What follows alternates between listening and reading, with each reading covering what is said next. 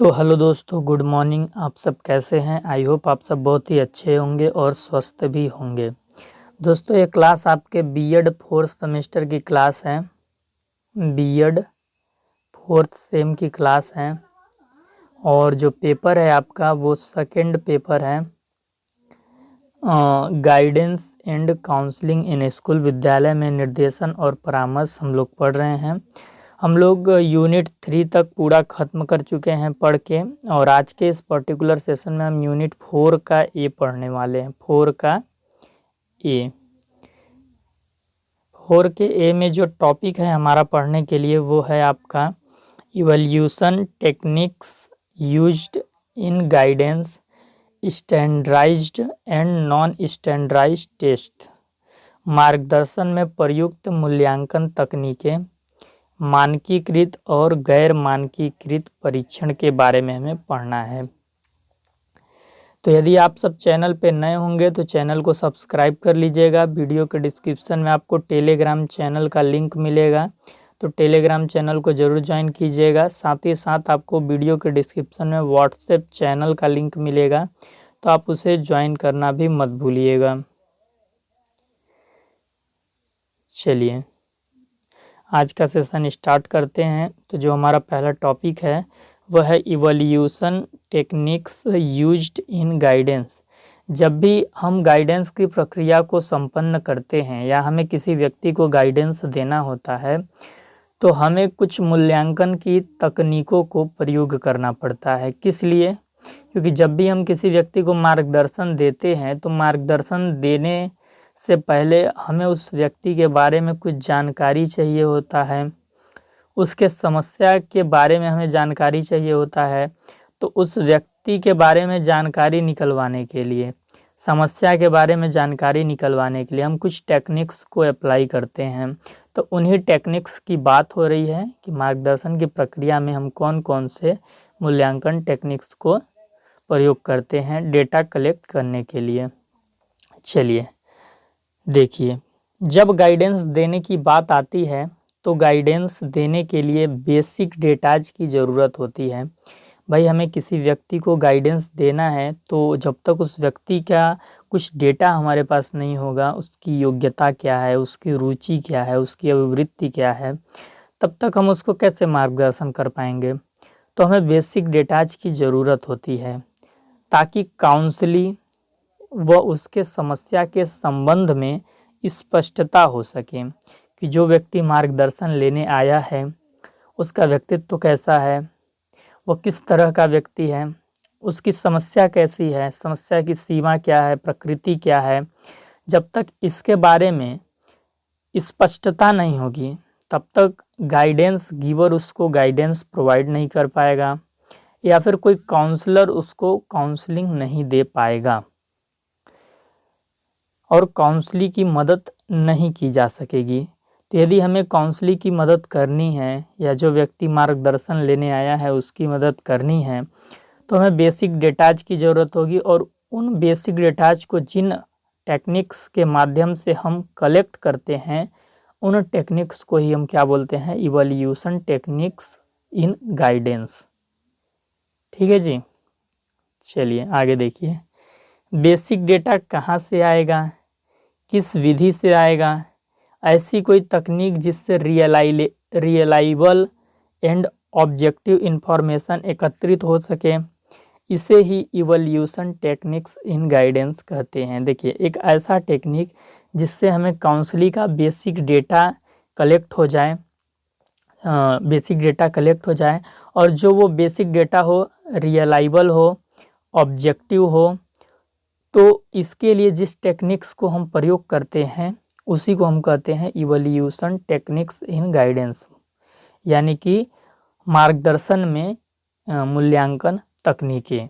उन्हीं तकनीकों को हम मूल्यांकन तकनीकें मार्गदर्शन में कहते हैं, जिससे कि हम बेसिक डेटा काउंसलिंग का कलेक्ट करते हैं।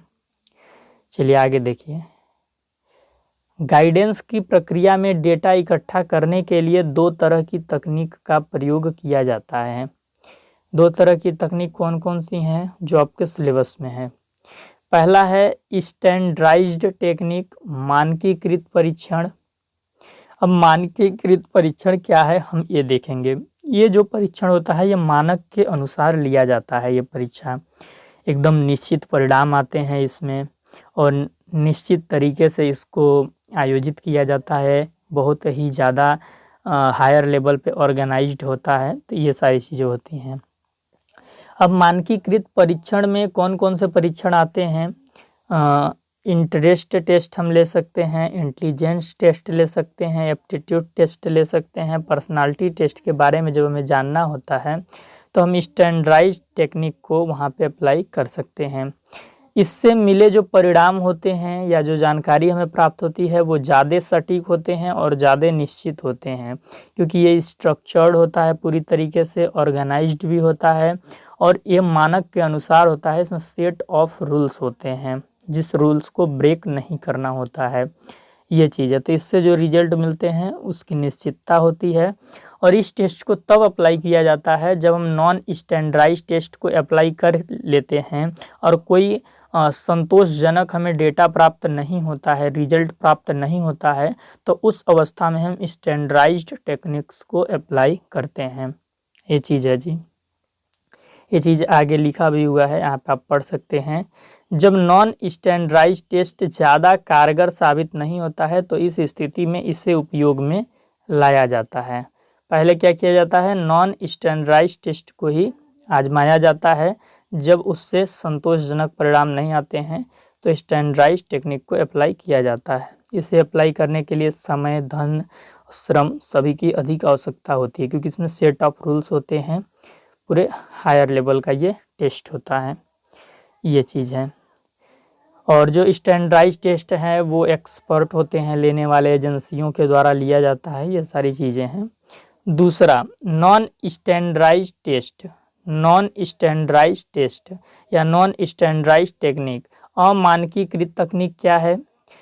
जब हम अमानकीकृत परीक्षण लेते हैं तो वो अमानकीकृत तकनीक के अंतर्गत आ जाता है। जैसे कि अमानकीकृत तकनीक क्या है? डेटा कलेक्ट करने का, इंटरव्यू के माध्यम से हम डेटा कलेक्ट कर सकते हैं। रेटिंग स्केल निर्धारण मापनी के माध्यम से हम डेटा कलेक्ट कर सकते हैं। क्वेश्चनयार, प्रश्नावली, ऑब्जर्वेशन, अवलोकन या निरीक्षण जिसे हम बोलते हैं, सोशियोमेट्री, समाज मिति करके इसका हिंदी में होता है। ऑटोबायोग्राफिकल डिस्क्रिप्शन, आत्मकथात्मक विवरण, क्यूमुलेटिव रिकॉर्ड, संचयी अभिलेख इसको बोलते हैं, एनेक्डोटल रिकॉर्ड, केस स्टडी। तो ये सब जो मेथड हैं ये सब नॉन स्टैंडर्डाइज्ड टेक्निक्स के अंतर्गत आते हैं और ये अमानकीकृत तकनीक हैं डेटा कलेक्ट करने के। तो जब भी गाइडेंस की प्रक्रिया होती है या फिर काउंसलिंग की प्रक्रिया होती है और हमें काउंसलिंग का डेटा कलेक्ट करना होता है तो इन्हीं दो टेस्ट को हम आयोजित करते हैं या ये इन्हीं दो टेक्निक्स को हम प्रयोग में लाते हैं। एक स्टैंडर्डाइज्ड टेस्ट, दूसरा non standardised test. Non standardised technique को हम पहले उपयोग में लाते हैं जब इससे हमें कोई संतोषजनक रिजल्ट या फिर निष्कर्ष नहीं प्राप्त होता है, तो फिर हम स्टैंडर्डाइज्ड टेक्निक्स की तरफ आगे बढ़ते हैं। ये चीज़ है जी। आपके जो सिलेबस में है इसमें इंटरव्यू को हमें अच्छे से पढ़ना है क्योंकि ये आपका सिलेबस में इंक्लूड किया है। ऑब्जर्वेशन को पढ़ना है, ऑटोबायोग्राफिकल डिस्क्रिप्शन को पढ़ना है और केस स्टडी को पढ़ना है। ये जो 4 मेथड हैं डेटा कलेक्ट करने के, इससे हम ब्रीफ में या कह लीजिए डिटेल में पढ़ेंगे। चलिए, नॉन स्टैंडर्डाइज्ड टेस्ट के बारे में हम थोड़ा सा और जान लेते हैं। ये रीयूजेबल होते हैं, कितनी बार भी प्रयोग कर लीजिए। इसमें बहुत ज़्यादा समय, श्रम, धन की खर्चा नहीं होता है जितना कि स्टैंडर्डाइज्ड टेस्ट में होता है। टाइम सेव होता है, समय कम लगता है। भाई ऑब्जर्वेशन करना है, गए देख लिए, इंटरव्यू करना है, बैठा है, आधा घंटा बात कर लिए, तो आसानी से आयोजित हो जाता है।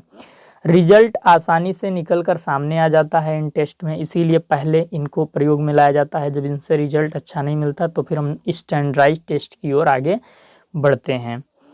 इससे निकले परिणाम या प्राप्त जानकारियाँ कभी कभी पर्याप्त नहीं होते हैं, सफिशिएंट नहीं होते हैं। उस स्थिति में स्टैंडर्डाइज्ड टेस्ट की व्यवस्था की जाती है। जब नॉन स्टैंडर्डाइज्ड टेस्ट पूरे तरीके से काम नहीं करता है तो फिर हम स्टैंडर्डाइज्ड टेस्ट की व्यवस्था करते हैं और स्टैंडर्डाइज्ड टेक्निक्स को प्रयोग में लाते हैं। ये चीज़ है जी। अब देखिए, सबसे पहला जो इसमें हमें मेथड पढ़ना है वो इंटरव्यू पढ़ना है कि इंटरव्यू के माध्यम से हम कैसे डेटा कलेक्ट करते हैं, इस टेक्निक्स के माध्यम से हम कैसे डेटा कलेक्ट करते हैं। तो इंटरव्यू मेथड क्या है, हिंदी में इसे हम साक्षात्कार मेथड कहते हैं, साक्षात्कार विधि कहते हैं। यह एक अमानकीकृत तकनीक के अंतर्गत आता है, अमानकीकृत विधि है। इसे इस उद्देश्य के साथ आयोजित किया जाता है कि गाइडेंस सीकर के बारे में व उसके समस्या के संबंध में स्पष्टता हो सके। कन्वर्सेशन के माध्यम से इसमें मित्रतापूर्ण अनौपचारिक वार्तालाप होता है। देखिए, जो इंटरव्यू होता है आपने देखा होगा, बहुत सारे न्यूज़ चैनल हैं, आज तक है आपका, न्यूज़ 24 है, ABP न्यूज़ है, NDTV है, ये जितने भी न्यूज़ चैनल है, चाहे रवीश कुमार का है, तो ये न्यूज़ चैनल पे आप देखे होंगे आए दिन कई नेताओं के इंटरव्यू लिए जाते हैं, फिल्म एक्टर्स के इंटरव्यू लिए जाते हैं जब उनकी फिल्म रिलीज होने वाली होती है। तो इंटरव्यू में क्या होता है, दो व्यक्ति होते हैं या फिर ग्रुप इंटरव्यू भी होता है, लेकिन अभी हम इंडिविजुअल इंटरव्यू की बात करते हैं। दो व्यक्ति होते हैं, एक प्रश्न पूछने वाला होता है और एक प्रश्न का उत्तर देने वाला होता है। तो एक सूचना प्रदाता होता है और एक उसमें कौन होता है, साक्षात्कारकर्ता जो इंटरव्यू लेता है। तो दो इसमें होते हैं, आप देख सकते हैं। तो जब गाइडेंस के अंदर इंटरव्यू के माध्यम से हमें डेटा कलेक्ट करना होता है तो एक तरफ क्या होता है, गाइड होता है जिसे मार्गदर्शन देना है, और एक तरफ होता है गाइडेंस सीकर जिसको कि मार्गदर्शन लेना है। और इन दोनों के बीच में क्या होता है, FIT होता है। क्या होता है, FIT, फ्रेंडली इनफॉर्मल टॉक। मार्गदर्शन के अंतर्गत ऐसा नहीं है कि आप पुलिस दरोगा की तरह इंक्वायरी करेंगे, बेचारा घबरा के भाग जाएगा, ठीक ना। तो फ्रेंडली इनफॉर्मल टॉक करना है, मित्रतापूर्ण अनौपचारिक वार्तालाप करना है, ऐसा दिखाना है कि हम तुम्हारे मित्र हैं, तुम्हारी समस्या का समाधान करने के लिए हम कॉपरेट कर रहे हैं, तो अपनी चीज़ों को बताओ ताकि हम तुम्हारे समस्या का समाधान बताने में तुम्हारी कुछ मदद कर सकें। तो इसको इंटरव्यू कहते हैं, इसमें कन्वर्सेशन होता है। चलिए, इंटरव्यू के हम टाइप्स देख लेते हैं। इंटरव्यू फॉर एम्प्लॉयमेंट, कोई भाई आपको जॉब चाहिए तो उससे संबंधित भी इंटरव्यू लिए जाते हैं। फैक्ट फाइंडिंग इंटरव्यू, कोई फैक्ट की हम खोज कर रहे हैं तो भी हम इंटरव्यू ले सकते हैं। एक सेकंड रुकिए। किसी फैक्ट की हम खोज कर रहे हैं, जैसे कि हम डेटा ही हमें कलेक्ट करना होता है, तो उसके लिए हम इंटरव्यू आयोजित करते हैं। काउंसलिंग इंटरव्यू होता है, जब काउंसलिंग की प्रक्रिया होती है, काउंसलर के पास जाता है तो वो इंटरव्यू ही सबसे पहले लेता है। ग्रुप वेज इंडिविजुअल इंटरव्यू होता है। आप आज तक न्यूज़ चैनल पे देखे होंगे, अभी 2024 का चुनाव हो रहा था तो मोदी जी का 5-5 साक्षात्कारकर्ता, 5-5 जर्नलिस्ट मिलकर इंटरव्यू ले रहे थे। भले ही वो सब गोदी मीडिया के थे, लेकिन ग्रुप इंटरव्यू था। कैसा था, ग्रुप इंटरव्यू। उसमें आप देखेंगे अंजना ओम कश्यप थी, राहुल करके एक जर्नलिस्ट है वो थे, अमीश देवगन नहीं, पता नहीं क्या नाम है उनका, जो पहले जी न्यूज़ में थे, अभी ABP न्यूज़ में आ गए हैं। मुझे नाम सुधीर कुछ करके है, ऐसा कुछ करके है। तो 2-4 लोग थे, वो ग्रुप इंटरव्यू मिलकर ले रहे थे। और ऐसा बहुत सारा इंटरव्यू आप देखे होंगे, कन्हैया कुमार का, तमाम जो नेता हैं उनका ग्रुप इंटरव्यू लिया गया है। ग्रुप इंटरव्यू में क्या होता है कि 4-5 साक्षात्कारकर्ता होंगे और एक होगा सूचना प्रदाता और एक होगा सूचना प्रदाता, ये चीज़ है, ठीक। तो मतलब संख्या इसमें एक से अधिक हो जाती है, तो उसे हम ग्रुप इंटरव्यू कहते हैं। स्ट्रक्चर्ड या अनस्ट्रक्चर्ड इंटरव्यू होते हैं। स्ट्रक्चर्ड इंटरव्यू में क्या होते हैं, पहले ही प्रश्नावली तैयार कर लिया जाता है, पहले ही प्रारूप पूरा तैयार कर लिया जाता है कि कब क्या प्रश्न पूछेंगे, कैसे इंटरव्यू को गति देना है, ये सारी चीज़ें। अनस्ट्रक्चर्ड उसी का उल्टा हो जाएगा, जो मन में आया पूछ लिए, एक डिस्कशन करके छोड़ दिए। डायग्नोस्टिक एंड ट्रीटमेंट इंटरव्यू भी होता है। समस्या का पता लगाने के लिए जब हम इंटरव्यू लेते हैं तो उसे डायग्नोस्टिक इंटरव्यू बोलते हैं। समस्या का उपचार करने के लिए जब हम इंटरव्यू लेते हैं कि उससे प्रश्न पूछ के उसके समस्या का हल उसको बतवा देते हैं, यानी उसके समस्या का हल से उसको अवगत करा देते हैं, तो ट्रीटमेंट इंटरव्यू भी कहलाता है। रिसर्च इंटरव्यू, जब हम कोई शोध कार्य कर रहे होते हैं तो उसमें हमें शोध रिपोर्ट बनानी होती है, फाइल बनानी होती है। तो क्या होता है कि हम कई लोगों से छानबीन करते हैं, तो उस संबंध में भी हमको इंटरव्यू लेना होता है, तो उसको हम रिसर्च इंटरव्यू बोलते हैं। फिर इसके बाद क्या है, साक्षात्कार की अवस्थाएं, लेवल्स ऑफ इंटरव्यू। तो कितनी अवस्थाओं में एक इंटरव्यू को ख़त्म किया जा सकता है, तो यहाँ पे 3 अवस्थाएं बताई गई हैं और हम 3 अवस्थाओं के बारे में पढ़ेंगे। पहला है साक्षात्कार का आरंभ, ओपनिंग ऑफ इंटरव्यू। जब हम किसी इंटरव्यू को ओपन करते हैं या फिर स्टार्ट करते हैं तो उस समय हमें किन बातों का ध्यान रखना चाहिए। तो साक्षात्कार के इस अवस्था में साक्षात्कारकर्ता एवं सूचना प्रदाता के मध्य मधुर संबंध स्थापित किए जाते हैं। इन मधुर संबंधों पर ही साक्षात्कार की सफलता निर्भर करती है। जैसे कि एक एग्जांपल मान लीजिए, मैं कोई जर्नलिस्ट हूँ और मैंने क्या नाम है उनका, AIM के जो अध्यक्ष हैं ओवैसी जी हैं, उनको इंटरव्यू के लिए बुला लिया अपने पास, और बुला के सबसे पहले ही उनके कौम के ऊपर कोई कंट्रोवर्शियल टिप्पणी कर दिया, कमेंट कर दिया कि मुसलमान ऐसे नहीं ऐसे होते हैं। तो फिर क्या मैं उनका इंटरव्यू ले पाऊँगा? वो भड़क जाएंगे और इंटरव्यू छोड़ के चले जाएंगे। तो यही कहा जा रहा है कि जब इंटरव्यू हम ओपन करते हैं, स्टार्ट करते हैं, तो मधुर संबंध सबसे पहले स्थापित करना है। खूब तारीफ करके आप उनको बैठाइए कुर्सी पे कि आज जिसका हम इंटरव्यू लेने वाले हैं वो किसी परिचय के मोहताज नहीं हैं, वो AIM के अध्यक्ष हैं और कई बार सांसद में जा चुके हैं, संसद भवन में अल्पसंख्यक समुदाय की मुखरता से आवाज़ उठाने वाले भारत के प्रमुख नेता, ऐसे करके आप बुलाएंगे तो उनको एक अच्छा लगेगा और आपका इंटरव्यू की जो सफलता होगी वहाँ से ही सफलता दिखने लगेगी। तो ये चीज़ है कि जब भी हम किसी व्यक्ति का इंटरव्यू लेंगे तो स्टार्टिंग में हमको मधुर संबंध स्थापित करना है, अच्छे से स्टार्ट करना है। कोई भी चीज़ आप स्टार्ट करते हैं तो अच्छे से करना रहता है। आत्मीयता स्थापित करना होता है। आत्मीयता स्थापित क्या करना होता है, मतलब उनको आपको दिखाना है कि मित्रतापूर्ण सारी चीज़ें बातें होंगी, यहाँ पे कोई लड़ाई झगड़ा करने के लिए हम लोग नहीं बैठे हैं। आत्मीयता के अंदर आता है सहानुभूति। आपको कुछ उनकी बातों पे सहानुभूति प्रकट करना होगा जर्नलिस्ट को, विश्वास भी करना होगा, स्वीकृति भी देनी होगी उनकी कुछ बातों पे, हास्य विनोद, उनकी कुछ बातों पे कभी कभी थोड़ा हंसी वाले वाक्य बोलने होंगे। कभी कभी आपको व्यक्तिगत संदर्भ, अपना उदाहरण देकर कुछ पूछना होगा कि मेरे साथ तो ऐसा हुआ था, तो क्या आपके साथ भी इस तरीके का हुआ था। प्रश्न आपको पूछ के कोई चीज़ें निकलवानी होंगी, टेढ़े मेढ़े प्रश्न पूछ के कोई फैक्ट आपको निकलवाने की कोशिश करनी है। और भय भी आपको थोड़ा सा दिखाना है कि जो सूचना प्रदाता है, जो इंटरव्यू देने आया है, कुछ भी बता के मत चले जाए, क्योंकि अगर वो सूचना गलत देगा तो बाद में उसका छानबीन होगा और फिर उसका नाम बदनाम होगा। ये चीज़ को भय भी होना चाहिए ताकि जितना वो सूचना यहाँ पे दे रहा है वो चीज़ें सही बताए। उसकी कुछ बातों पे आश्चर्य प्रकट भी करना होगा। तो ये सारी चीज़ें हैं, एक अच्छे इंटरव्यू में ये सारी चीज़ें होनी चाहिए। वार्तालाप हेतु समान समय होना चाहिए। ऐसा नहीं कि जर्नलिस्ट बोले तो 5 मिनट बोले और जिसको बुलाया है इंटरव्यू देने के लिए उसको 1 ही मिनट में चुप रहिए, आप मोदी के विरोध में बोलते हैं या जो भी है, मतलब समान समय आपको देना है बोलने के लिए। ये चीज़ है, गोदी मीडिया नहीं बनना है। साक्षात्कार का मध्य भाग, मिडिल भाग कैसा होता है? साक्षात्कार का मध्य भाग अत्यंत महत्वपूर्ण होता है। इसको काफ़ी इम्पोर्टेंट बताया गया है। क्यों? क्योंकि मध्य भाग में ही वांछनीय सूचनाएं प्राप्त की जाती हैं। देखिए, स्टार्टिंग का जो फेज होता है उसमें तो भैया आत्मीयता स्थापित करना है, मधुर संबंध स्थापित करना है, तो हम बहुत ज़्यादा उसका अपोज नहीं कर पाते हैं। इंटरव्यू को आगे बढ़ने के लिए थोड़ा सा हम फ्लेक्सिबल हो जाते हैं। लेकिन जैसे ही मिडिल स्टेज आता है तो हमको थोड़ा सीरियस होना होता है और इसी में जो हम फैक्ट उनसे निकलवाना चाहते हैं, जो उनसे सूचना लेने का हमारा उद्देश्य है, ऑब्जेक्टिव है, वो निकलवाने के लिए हम यहाँ पे अब कोशिश करेंगे।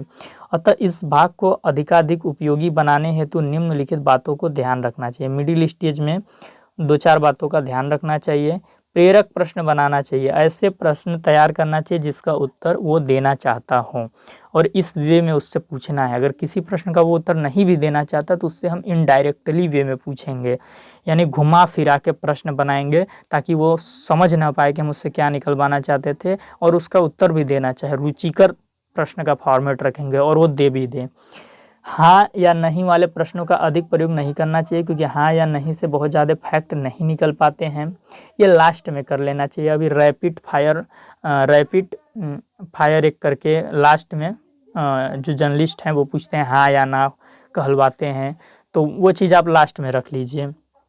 प्रश्न ऐसा हो जिसके बारे में वो उत्तर देने के लिए प्रेरित या उत्साहित हो, यानी प्रेरक प्रश्न बना के घुमा फिरा के इनडायरेक्टली वे में या फिर उसके रुचि से जोड़ के, उसके एक्साइटमेंट से जोड़ के प्रश्न बनाएंगे और उससे जो चीज़ निकलवाना चाहते थे वो निकलवा लेंगे। यही एक जर्नलिस्ट की क्वालिटी होती है। दूसरा क्या बातों का ध्यान रखना है, निस्तब्धता, चुप्पी का रचनात्मक प्रयोग। यदि सूचना प्रदाता साक्षात्कार देते समय बीच में चुप हो जाता है तो इसका आशय यह है कि उसके मस्तिष्क में कोई विचार संघर्ष हो रहा है। जैसे अगर हम उससे पूछते हैं कि बताइए अभी 2027 में उत्तर प्रदेश का चुनाव होने वाला है, आपने इसके लिए क्या प्लान बनाया है अखिलेश यादव जी, तो अखिलेश यादव जी चुप हो जाएंगे थोड़ी देर के लिए। तो मतलब हम समझ जाएंगे कि ये कोई प्लान बनाए लेकिन बताना नहीं चाहते हैं। तो यानी जब इंटरव्यू देते समय जो सूचना प्रदाता है अगर वो चुप हो जाता है तो उसका भी हमें एक्सप्लेनेशन अपने रिपोर्ट में करना है कि वो चुप हो गया था तो उसके दिमाग में क्या विचार संघर्ष चल रहा था। तो जब हम गाइडेंस की प्रक्रिया को संपन्न कर रहे होंगे तो उस समय भी ये चीज़ हमें ध्यान रखना है कि जो हमारा गाइडेंस सीकर है अगर वो बोलते बोलते किसी बात पे चुप हो जाता है तो हम समझ जाएंगे या तो इस बात से लेकर उसके मन में कोई डर है या कोई कन्फ्यूजन है या कॉन्फ्लिक्शन है, तो समस्या की जड़ कहीं इसी बात में तो नहीं है। तो ऐसे जो वो चुप हो जाता है उस चीज़ का रचनात्मक प्रयोग आपको करना है जो साक्षात्कार करता है। चलिए अगला क्या है, सीमित एवं अल्प सूचनाओं का सिद्धांत। ऐसा नहीं, देखिए एक इंटरव्यू में आप पूरा ज़िंदगी भर का डेटा नहीं निकलवा लेंगे, तो ये चीज़ आपको करना भी नहीं है कि एक बार इंटरव्यू के लिए बैठा है तो अब उठने ही नहीं दे रहे हैं, पूरा सोच रहे हैं कि अब 10 साल का एक ही दिन में सूचना निकाल लें, तो ऐसा नहीं है। इंटरव्यू कुछ सूचनाओं के लिए ही होता है, तो अल्प एवं सीमित सूचनाओं के सिद्धांत को आपको फॉलो करना है। जितनी सूचना निकल पा रही है ठीक है, जाने दीजिएगा उसको, ऐसा नहीं बंधक बना लीजिएगा। देखिए इसके अंदर क्या है, साक्षात्कार लेने वाले व्यक्ति को एक साक्षात्कार में विद्यार्थी या सेवार्थी जिसका भी आप इंटरव्यू ले रहे हैं उसके संबंध में पूर्ण जानकारी प्राप्त करने का प्रयास नहीं करना चाहिए। आप दूसरा इंटरव्यू रख लीजिए कि चलिए आज आपका इंटरव्यू हो गया, अब आपका हम अगले हफ्ते करेंगे, फिर नेक्स्ट वीक करेंगे, तो ऐसे एक दिन में नहीं, एक इंटरव्यू में नहीं। सीमित एवं अल्प सूचनाएं ही एक समय के साक्षात्कार में साक्षात्कार को प्राप्त करनी चाहिए, जितनी मिल पा रही हैं उतनी ही सीमित। जो आपने प्रश्नावली बनाई है कोशिश कीजिए उन्हीं प्रश्नों के उत्तर उसमें आपको प्राप्त हो जाए। अगला क्या है, सूचना प्रदाता की भावना एवं दृष्टिकोण को समझने का प्रयास करना चाहिए जो साक्षात्कार करता है। यानी जब सूचना प्रदाता जो इंटरव्यू दे रहा है वो जब कुछ बात बोले तो जो साक्षात्कार करता है जो इंटरव्यू लेने वाला है वो कहीं कहीं पे स्वीकृति प्रदान करे, हाँ अच्छा ऐसा, या फिर भाव भंगिमा चेहरे के एक्सप्रेशन से उसको दिखाए कि हाँ आपकी बातों से हम सहमत हैं या समझ रहे हैं आपकी बातों को। इसके बाद मिडिल स्टेज में साक्षात्कार पे नियंत्रण भी ध्यान देना चाहिए। ऐसा नहीं कि कोई प्रश्न पूछते पूछते उसके इन डेप्थ में आप इतना ज़्यादा चले गए कि इंटरव्यू लेना था 35 मिनट का, अब 30 मिनट आप मिडिल स्टेज तक ही लगा दिए। अब 5 मिनट में इंटरव्यू को समाप्त कैसे करेंगे, इंटरव्यू को समाप्त करने के लिए 10 मिनट का समय चाहिए। तो ये चीज़ है, अगर आपको लग रहा है कि हम अपने विषय से भटक रहे हैं तो आपको अपने विषय पे वापस आना है, या फिर जो सूचना दे रहा है जो इंटरव्यू देने आया वो आपको आपके विषय से भटका रहा है तो आप मेन प्रश्न पूछकर वापस इंटरव्यू पे उसको ला देंगे। ऐसा न्यूज़ चैनलों पे डिबेट होता है, इंटरव्यू होता है, तो आप देखे होंगे जो पार्टी के नेता होते हैं अगर उनसे पूछेगा कि बेरोजगारी क्यों है तो बीजेपी के जो नेता होते हैं वो बोलते हैं कि हिंदू मुस्लिम बहुत अब दंगे नहीं हो रहे हैं, पाकिस्तान को हमने जवाब दे दिया है, हमारा देश विश्व गुरु बनने वाला है, यानी भटकाने का काम करते हैं, मंदिर मस्जिद पे ले जाएंगे, हिंदू मुस्लिम पे ले जाएंगे। तो वहाँ पे जो साक्षात्कार करता है वो क्या है, मेन प्रश्न पूछ के उसको वापस इंटरव्यू पे लाता है। तो इसके अंदर यही है कि मुख्य विषय से वार्तालाप जब भटकने लगे तो प्रत्यक्ष प्रश्नों के माध्यम से सूचना प्रदाता को वापस से मुख्य विषय पर लाना है, क्योंकि हमें इंटरव्यू की समाप्ति भी सही समय पर करनी है, तो हम समय का ध्यान रखेंगे। तीसरा क्या है, साक्षात्कार की अंतिम अवस्था या व्यवस्था, the closing of the interview. तो लास्ट में रैपिड फायर एक वो होता है, रैपिड फायर आजकल कराते हैं, उसमें आपको कुछ प्रश्न पूछते हैं, हाँ या ना में आंसर देना होता है। तो ये चीज़ भी आप रख सकते हैं अगर रखना चाहें तो, आजकल प्रचलन मतलब हो गया है। तो इसमें क्या है, साक्षात्कार को इस प्रकार समाप्त करना चाहिए इंटरव्यू को जिससे सूचना प्रदाता को संतोष अनुभव हो कि हमने बात किया तो अच्छा अनुभव रहा। तो आप बढ़िया से उसको समाप्त करेंगे कि चलिए आपका बहुत बहुत धन्यवाद, आपने अच्छा समय दिया। चाहे फिर जब आप गाइडेंस की प्रक्रिया को संपन्न कर रहे हैं तो आप ऐसे बोलेंगे, चलिए बहुत अच्छा, आपने बहुत सारी चीज़ें बताई, उससे हम कोशिश करेंगे कि जो आपकी समस्या है वो निकल के आ जाएगी, आपको टेंशन लेने की ज़रूरत नहीं है। चलिए फिर हम आपसे मिलते हैं, या जो भी आपको तुरंत प्रेस्क्रिप्शन लिखना है तो प्रेस्क्रिप्शन लिखेंगे, ये सारी चीज़ें। साक्षात्कार की समाप्ति इस प्रकार से की जाए कि दूसरे साक्षात्कार को आरंभ करने में अल्प समय लगे। और इंटरव्यू को आपको इस प्रकार से समाप्त करना है कि जब हम दूसरा इंटरव्यू लें तो पहला इंटरव्यू जहाँ से छोड़े थे वहीं से दूसरा इंटरव्यू स्टार्ट कर लें। तो इस प्रकार से इंटरव्यू को समाप्त करना है किसी ऐसे मुद्दे पे जिस मुद्दे से हम दोबारा इंटरव्यू स्टार्ट कर सकें, ये चीज़ है।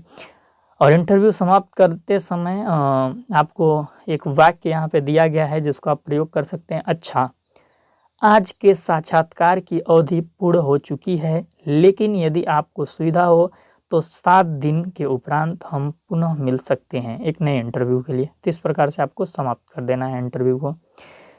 साक्षात्कार हेतु तैयारी क्या करना है, अगर आप थोड़ा बहुत भाई इंटरव्यू लेने जा रहे हैं तैयारी कर ही लेना चाहिए। कोई भी चीज़ प्लान बना के करेंगे तो सफलता की निश्चितता थोड़ी बढ़ जाती है। विषय का चयन कर लीजिए, किस विषय पे बात करना है। प्राप्त करने वाले तथ्यों की सूची रख लीजिए, कौन कौन से तथ्यों पे हमें बात करना है, तो वो एक प्रश्नावली आप बना लीजिए। समय व दिन निर्धारित कर लीजिए, कितने समय पे किस दिन को लेंगे। संचयी अभिलेख का प्रयोग, आलेख का प्रयोग कर सकते हैं। क्यूमुलेटिव रिकॉर्ड उसका रख सकते हैं कि उसकी हिस्ट्री क्या है, उससे भी कई क्वेश्चन करके आप कुछ नई चीज़ें निकलवा सकते हैं। और वही प्रश्नावली आपको तैयार करना होगा, क्या क्या प्रश्न करना है। इंटरव्यू के लिए मेन प्रश्नावली ही होता है। प्रारूप बना लीजिए कि अगर 10 मिनट का इंटरव्यू है तो पहले 1 मिनट में क्या होगा, दूसरे फिर 1 से 2 मिनट के बीच में क्या करेंगे। तो ऐसे सारी चीज़ें आप एक खाका तैयार कर लीजिए। और जब गाइडेंस की प्रक्रिया होती है या जब काउंसलिंग की प्रक्रिया होती है तो उनके पास सामान्य एक प्रश्नावली पहले से होती है 2-4 प्रकार की। जो काउंसलर होते हैं या फिर जो गाइडेंस गिवर होते हैं उनके पास पहले से होता है, या उनके दिमाग में प्रश्नावली का एक सेट होता है, तो वो उसी को पूछ के उनसे समस्या को निकलवा लेते हैं। समस्या क्या है या फिर उनकी हिस्ट्री क्या है, उनको एक आइडिया पता होता है। तो हमेशा वो प्रारूप नहीं बनाते हैं, क्योंकि भाई ऑफिस में आप बैठे हैं, एक काउंसलर है और बार बार जो काउंसलिंग लेने के लिए अलग अलग व्यक्ति आ रहे हैं, तो कितनी बार प्रारूप बनाएगा। तो उनके पास पहले से कई प्रारूप बने होते हैं, तो वो देख लेते हैं कि किस प्रारूप को किस पे यूज करें, वो उतना अनुभवी होते हैं। तो ये चीज़ होता है। लाभ क्या है इस मेथड का, इस मेथड से भाई डेटा कलेक्ट हम क्यों करें, क्या लाभ है। तो देखिए, इस प्रविधि को प्रयोग में लाना अत्यंत सरल है। देखिए होंगे, इंटरव्यू लेना भाई कौन सा कठिन है। आप हमसे मिलिए, बैठा के हम आपका इंटरव्यू ले लेंगे। राहुल गांधी जी को जानते हैं, लीडर ऑफ दी अपोजिशन हैं, कांग्रेस के पूर्व अध्यक्ष थे, अभी रायबरेली से वर्तमान सांसद हैं। आप देखे होंगे उनका एक ऑफिशियल चैनल है राहुल गांधी करके, 8-9 मिलियन के करीब सब्सक्राइबर है। तो क्या करते हैं कि वो कभी कभी जर्नलिस्ट ही बन जाते हैं, इंटरव्यू ही बैठा के लेने लगते हैं। सत्यपाल मलिक का नाम सुने ही होंगे, पूर्व गवर्नर थे, उनका इंटरव्यू ले लिया। रघुराम राजन पूर्व अर्थशास्त्री थे, या फिर आरबीआई के पूर्व गवर्नर थे, तो उनका इंटरव्यू बैठा के ले लिए। तो इस प्रकार से वो कन्वर्सेशन इंटरव्यू वगैरह जैसा वीडियो बनाते रहते हैं। तो ये काफ़ी आसान होता है, इसके लिए मतलब टाइम खाली चाहिए होता है। साक्षात्कार को विभिन्न परिस्थितियों एवं दशाओं में प्रयुक्त करने हेतु लचीला बनाया जा सकता है। देखिए, साक्षात्कार की एक विशेषता और है कि भाई फैक्ट तो निकलवाना है, लेकिन हम कैसे निकलवाएंगे ये तरीका फ्लेक्सिबल हो सकता है। हम कन्वर्सेशन मित्रतापूर्ण एकदम करके निकलवा लें, इंक्वायरी मेथड से भी निकलवा लें। तो जिस तरीके से निकलवाना है उस तरीके से इंटरव्यू को क्या कर सकते हैं, आप मोड़ सकते हैं। कोई एकदम इसमें फिक्स वाली स्थिति नहीं है। छात्रों की समस्याओं के कारणों की खोज करने में साक्षात्कारकर्ता की सहायता करता है। अगर किसी भी क्लाइंट का समस्या हमें पकड़ना है तो इंटरव्यू उसमें बहुत मदद करता है। काउंसलिंग की प्रक्रिया हो, गाइडेंस की प्रक्रिया हो, अगर सबसे मेन टेक्निक कोई है तो इंटरव्यू ही है, जो हर जगह यूज में लाया जाता है। तो ये काफ़ी इम्पोर्टेंट है, इसीलिए आपको पहले नंबर पे ये पढ़ाया भी जा रहा है। और मेथड हैं लेकिन वो दूसरे तीसरे नंबर पे आपको पढ़ाए जाएंगे। साक्षात्कार में साक्षात्कार देने वाले व्यक्ति को अपनी समस्याओं को प्रकट करने हेतु उत्तम अवसर प्राप्त होता है। इंटरव्यू में क्या होता है कि ऐसे ऐसे जो साक्षात्कारकर्ता वो प्रश्न पूछता है कि जो सूचना प्रदाता है, जो व्यक्ति समस्या से ग्रसित है, उसको अपनी बात रखने में अच्छा लगता है, अवसर मिल जाता है तो अपनी बात को वो रख लेता है। उसको पता नहीं होता है किस तरीके से अपने समस्या को एक्सप्लेन करें, लेकिन खुद उससे डॉक्टर पूछ लेता है कि भैया तुम बताओ, तुम रात को खाना खाए थे कि नहीं खाए थे, वो खाए थे तो कैसी मतलब तुमको वो हुई। तो इस तरीके से वो खुद निकलवा लेता है, तो उसको अपनी बात रखने का ना एक अच्छा अवसर प्राप्त हो जाता है। ये चीज़ें हैं। चलिए, इसके लाभ जान लिए तो इसके हानि भी जान लेते हैं। कोई भी चीज़ पूरा प्लस में तो नहीं होता है, सबके अंदर प्लस भी होता है, माइनस भी होता है। तो इंटरव्यू जो मेथड है उसके अंदर भी कुछ कमियां हैं, देख लेते हैं। साक्षात्कार वैयक्तिक भावनाओं द्वारा प्रभावित हो सकता है। बिल्कुल हो सकता है जी, ये चीज़ हमने देखा भी है। आप जब नेताओं के इंटरव्यू लिए जाते हैं तो आप देख लीजिएगा, जो गोदी मीडिया है हमारे भारत का, हम क्या बोले, न्यूज़ चैनलों की इतनी गुणवत्ता गिर गई है कि मैं तो अब न्यूज़ चैनल देखता ही नहीं हूँ। न्यूज़ पेपर पढ़ लेता हूँ, अखबार मेरे घर आता है तो, और कभी कभी मैं मोबाइल पे देख लेता हूँ। वो मेरे कुछ अपने चैनल हैं जिनको मैंने मार्क कर रखा है, वो मैं नाम नहीं लूँगा, लेकिन उनको मैं देख लेता हूँ। तो आप देखते होंगे जब गोदी मीडिया वाले इंटरव्यू लेते हैं और जब अपोजिशन के लीडर चले जाते हैं, चाहे फिर उस सत्ता पक्ष के ही कोई लीडर चले जाते हैं, एकदम उन्हीं के हिसाब से पूछते हैं प्रश्न। और कोई अपोजिशन का चला गया तो एकदम चढ़ जाते हैं, मतलब एकदम उसको परेशान कर देते हैं, एकदम आक्रामक प्रश्न पूछने लगते हैं। तो व्यक्तिगत जो भावनाएं होती हैं वो हावी होती हैं इंटरव्यू पे। निष्पक्ष होना चाहिए एक जर्नलिस्ट को या साक्षात्कारकर्ता को। जैसे आप सत्ता पक्ष से सवाल पूछते हैं, वैसे ही आप विपक्ष से भी सवाल पूछिए। तो ये चीज़ें होनी चाहिए। साक्षात्कार विधि को कम वैध माना गया है तथा कम विश्वसनीय माना गया है, क्योंकि साक्षात्कार एक ऐसा विषय है जिसमें जो सूचना प्रदाता सूचना दे रहा है वो आपके साथ खेल भी सकता है, कोई गेम भी कर सकता है, गलत गलत सूचनाएं दे सकता है, आपको खुद वो डाइवर्ट कर सकता है, डिस्ट्रैक्ट कर सकता है, अगर उसके अंदर बेहतरीन क्षमता है आपको घुमाने की। तो इसलिए इससे निकला जो सूचना होता है बहुत पूरा पूरा विश्वसनीय नहीं होता है। उस स्थिति में हम स्टैंडर्डाइज्ड टेक्निक को प्रयोग में लाते हैं, तो फिर सारी चीज़ें पता चल जाती है। देखे होंगे जब कोई केस का वो होता है, जांच होता है, तो सबसे पहले तो आगे उसको बैठा के कई ऑफिसर होते हैं, उससे पूछताछ करते हैं। लेकिन पूछताछ के बाद लगता है कि ये झूठ बोल रहा है, उससे पूछते हैं बताओ तुमने इतने पैसे कहाँ से गबन किए, कहता हमको कोई पता ही नहीं है। तो जब जानते हैं कि अभी नहीं बताएगा तो फिर उसका वो वाला टेस्ट भी लेते हैं जिससे सच बोलते हैं लोग। अभी मुझे नाम नहीं याद आ रहा है उसका, मुझे नाम याद था बट अभी दिमाग में आ नहीं रहा है। तो जो दिल से उसका कनेक्शन होता है, पूरा तार वार लगा देते हैं और फिर वो सच बोलने लगते हैं। तो ये सारी चीज़ें स्टैंडर्डाइज्ड टेक्निक को प्रयोग में लाया जाता है कि भैया अब तुम झूठ नहीं बोल पाओगे। तो ये चीज़ है, यह आत्मनिष्ठ विधि है, क्योंकि भैया जो इसमें साक्षात्कार करता है वो अपने हिसाब से इंटरव्यू के स्ट्रक्चर को मैनिपुलेट कर देता है। तो ये चीज़ है। यदा कदा एक साक्षात्कार के परिणामों की व्याख्या करना भी अत्यंत कठिन हो जाता है। जैसे कि हमने किसी व्यक्ति का कोई इंटरव्यू लिया, इतने घुमा फिरा के उसने आंसर दिए, ऐसे ऐसे आंसर दिए कि अब उसका एक्सप्लेनेशन या इंटरप्रिटेशन करना असंभव है। कोई चीज़ का सही सही सीधे सीधे आंसर ही नहीं दिया। देखेंगे आप कई नेता से इंटरव्यू लिए जाते हैं तो वो इतनी घुमा के बातों को बोलते हैं कि आप कुछ पकड़ नहीं पाएंगे। जैसे नीतीश कुमार बिहार के एक मुख्यमंत्री हैं, जब वो अभी हाल ही में वो आरजेडी छोड़ के बीजेपी में चले गए थे 2024 के चुनाव से पहले, तो उनसे पूछा जा रहा था कि आप बीजेपी में जाइएगा क्या, तो कहते थे हम मर जाएंगे लेकिन हम नहीं जाएंगे, लेकिन चले गए। तो और मतलब कभी कभी तो एक आध वर्ड बोल के एकदम छोड़ देते थे कि देखिए ना क्या होता है, इस तरीके से मतलब आप कुछ उसका एक्सप्लेनेशन या इंटरप्रिटेशन नहीं कर पाइएगा। तो ये चीज़ें भी होती हैं। तो इसलिए इस विधि को हर कंडीशन में, हर सिचुएशन में, हर परिस्थिति में प्रयुक्त तो किया जा सकता है, लेकिन इससे जो रिजल्ट मिलते हैं उसकी विश्वसनीयता, उसकी वैधता पे कहीं ना कहीं संदेह होता है। तो उस स्थिति में या तो हम दूसरे नॉन स्टैंडर्ड मेथड को अप्लाई करते हैं या फिर कह सकते हैं कि स्टैंडर्डाइज्ड टेक्निक्स को प्रयोग में लाते हैं।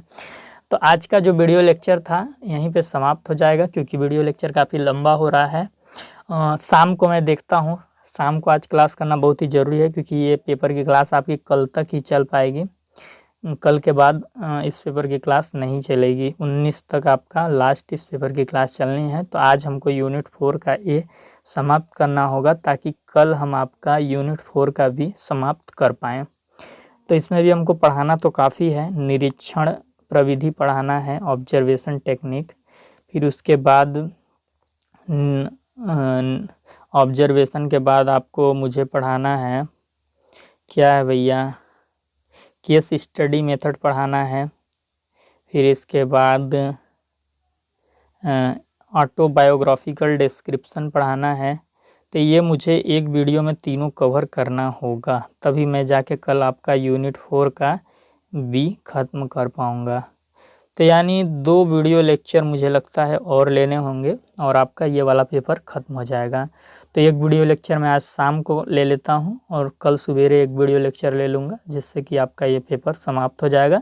फिर आप अपना तैयारी कीजिएगा, और इसका पेपर 22 के बाद दूसरे नंबर पे है। तो अच्छे से पेपर दे के आइएगा, और जब जैसा पेपर जाएगा हमको फीडबैक भी दीजिएगा, बताइएगा कि जो हमने इतना पढ़ाया था वो आपको मदद मिला उससे या नहीं। चलिए, चैनल पर नए होंगे मित्रों तो चैनल को सब्सक्राइब कर लीजिएगा। वीडियो के डिस्क्रिप्शन में टेलीग्राम चैनल का लिंक होगा, तो उससे आप ज़रूर ज्वाइन कीजिएगा। साथ ही साथ व्हाट्सएप चैनल को भी ज्वाइन कर लीजिएगा, लिंक आपको वीडियो के डिस्क्रिप्शन में मिल जाएगा। चलिए फिर आज शाम में मिलते हैं हम आपसे।